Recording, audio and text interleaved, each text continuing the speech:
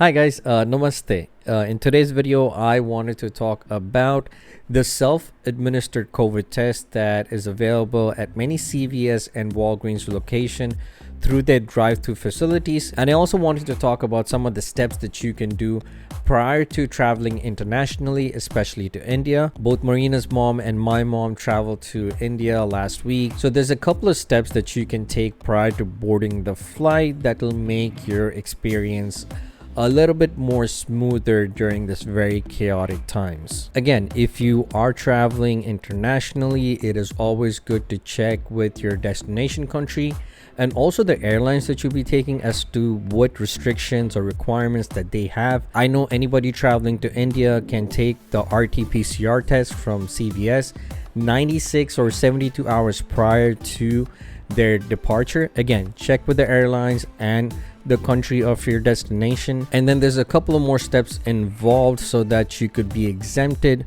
from quarantine under the government rules for the 14 days.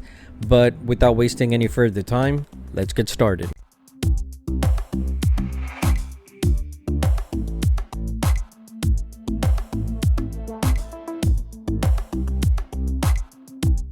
So the very first step involved is to actually make an appointment. You have to make an appointment. You just cannot drive through without an appointment and expect to get the self-administered COVID test. And making the appointment is pretty simple. You just go on their website, put in your zip code, and you find the closest Walgreens or CVS that provides the test. Again, there are two types of tests. There's the rapid test and there's the RT-PCR test, which again takes anywhere between 3 to 5 days depending on the location and the lab that is processing the results. But that is the test that is needed for international travel. So you go on their website, put in the zip code, you answer some basic questions including your date of birth, and you get an appointment. And on the appointment day, you show up at your appointed time, and they basically ask you for the confirmation code that they send you via text and also email. And it's really important to have this confirmation code in your hand. Also, they're going to look for an ID. An ID could be your passport, it could be your driver's license, anything that identifies you.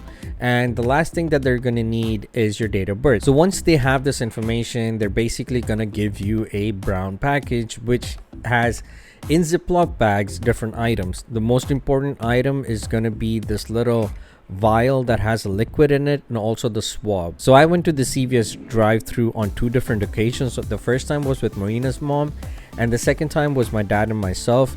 And both times the person helping us was very friendly and he informed everything that needed to be done. I was a little bit more prepared the second time, but even the first time was a breeze because again, the person was very helpful. So once you get the package, you basically open it up, and upon instruction, and that is important, you have to follow the instructions of the person. You take out the swab, you basically put 1 inch inside your nose, and then you basically twist it around the walls of your nose. Again, the person is going to instruct you, and then you leave it in there for 15 seconds. The person assisting you will put a countdown for the 15 seconds. Once the 15 seconds are up, you do the same process on your other nose. Once that is done, and this is important, the swab has a little marker in the middle. You basically twist it, it breaks the swab in half, and then you take the cotton side of the swab and you put it in the vial, and then you close it. Once all that is done, there is a separate box. You do not give the vial back to the person in the counter or the drive-thru window. There's a separate box clearly marked and labeled that completed COVID tests go in there. That is where you're gonna put your package. So once all that is done, they're gonna send you an email that is gonna ask you to sign up for the CVS My Health account. Now this is where you're gonna get your entire COVID test. And again, if you're traveling internationally, you need to create this account and you need to access your PDF file from here because that is very important.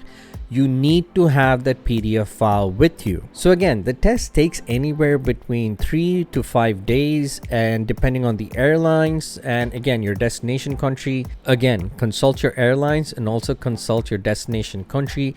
Look at their updated website and see what requirements they have because things change depending on your destination country and the number of cases over there. So again, always make sure where you're going, and what those requirements are. So both Marina's mom and my mom last week traveled from JFK, New York to Calcutta via Delhi on Air India. And before they traveled, as soon as you know you're in that 96-hour window from your first flight, you basically go on the Air India website, and over there you apply for exemption. Now, this is basically like a self-declaration form that you have to do first. Simple questions: seat number, passport number, and things that identify you as who you are. It is also important to know the destination address that you are going to, because that is something that you need to fill out. And once you fill that out, the most important thing that you're going to get from this is like a identification number. You get a SR number. It's an identification number, and that is the most important number that you will need for applying for exemption.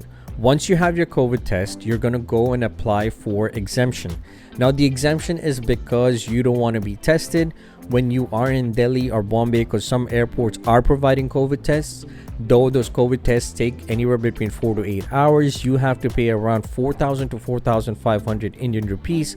Also, there is a lounge that I've heard that you pay 2,000 rupees. You get access to the lounge while you wait for your COVID test. Food is provided in those lounges. Again, you want to make your trip seamless as much as possible. So once you have your COVID test, you go back, you apply for the exemption, and you basically put in that SR number. Most of the information is the same as you've written down for the self-declaration form, except in this part you're going to actually upload your COVID test. There are also other exemptions. You're traveling with a child, it's an emergency, death in the family, unfortunately. So there are other categories. Now, this is if you don't have any category and you are just traveling and you have taken the RT-PCR test. Again, if you don't want to take the RT-PCR test in Delhi or Bombay, I've heard through my parents that the Delhi airport experience is chaotic. Again, there are many international flights coming out there. People over there are trying to figure out who has the test, who doesn't have the test, who needs the test. So having everything with you is very important. Also important to remember is that once you fill out the self-declaration form and you have that SR number, just in case, if your COVID test hasn't come by the time you board your first flight to Delhi or Bombay before you're connecting domestic flight anywhere, as long as you have the COVID test with you, as long as you have the COVID results with you, either on your phone, snapshot, whatever it may be, you can fill out the necessary paperwork at that airport. I was able to get the exemption for my mother, but by the time the COVID results came for my mother-in-law, I applied for the exemption the day of the flight, like 3 hours before. And you have to remember that the exemptions are processed daytime in India, which if you're traveling from the US, it's nighttime.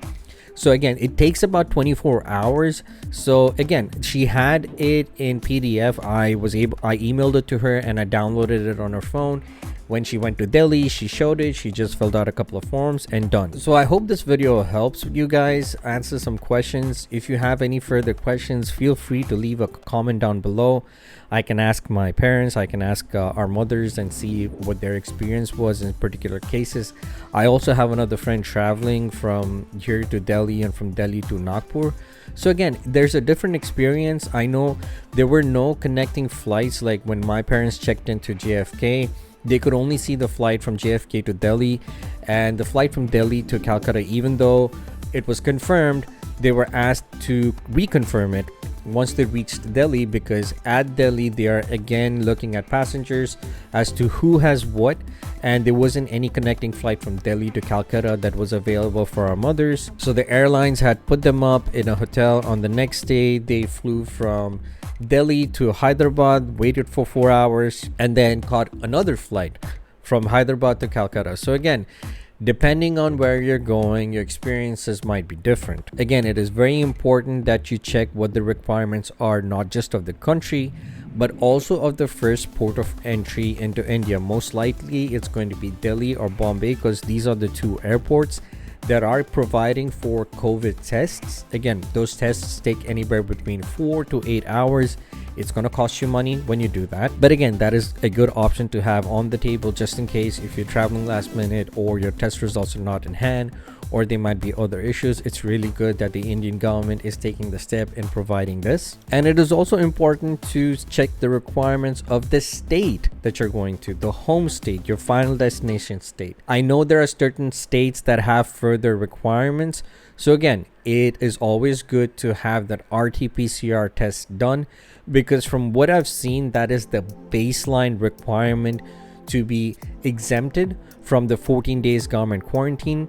And also you can just go home to your final destination address and self-quarantine for 7 to 10 days, again depending on the state that you're going to. Again, I hope this video helps you guys out as to what to expect and what not to expect from this whole experience regarding traveling to India and also taking the self-administered COVID test from CVS. If you have any questions, ask and I'll try my best to research and answer it for you guys. I hope you guys are safe. I hope you guys are healthy. If you are making a trip soon, I hope that your travel is safe and without any issues or any problems during this very chaotic and confusing time. And if you are taking the self-administered COVID test, I hope and pray that it comes out negative. With that, stay safe, stay healthy. I'll see you guys soon.